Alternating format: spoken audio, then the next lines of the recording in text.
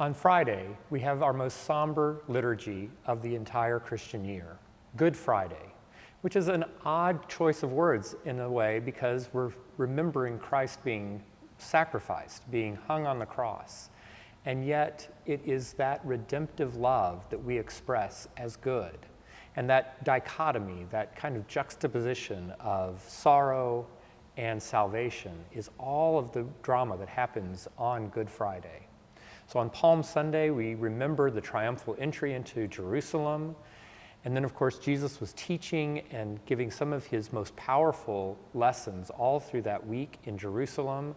And then on Maundy Thursday, we remember the institution of the Lord's Supper, the institution of the Eucharist as he gathers for a final meal with his closest friends.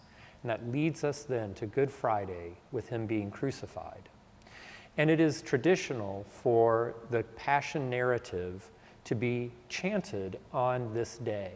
And that has certainly been the tradition here at St. John's. And so we will be chanting the gospel, the Passion narrative, in a musical setting by the American composer Robert Lehman.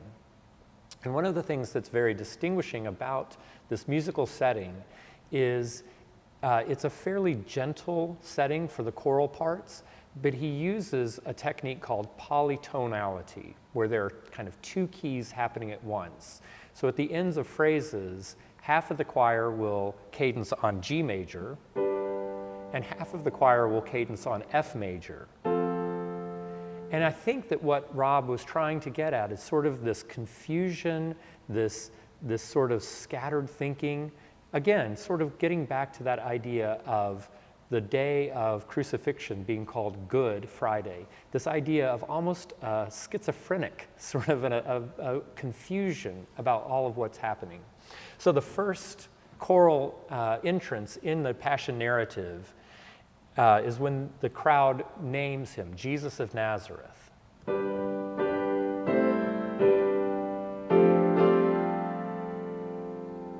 Again, finding that repose on both F major and G major.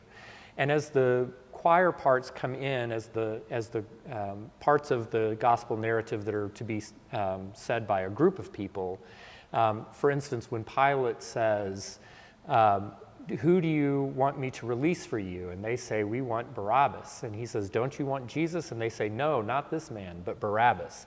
And again, that very rich sonority.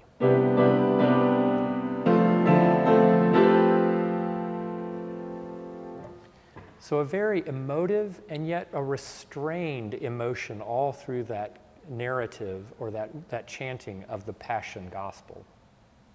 Following the Passion, there's no sermon on Good Friday. This is a time for reflection and to simply sit with these ideas. But there, at the end of the Good Friday service, there is the section of prayers called the Solemn Collects. These very somber prayers that are offered up. And they are punctuated by motets that the choir will sing.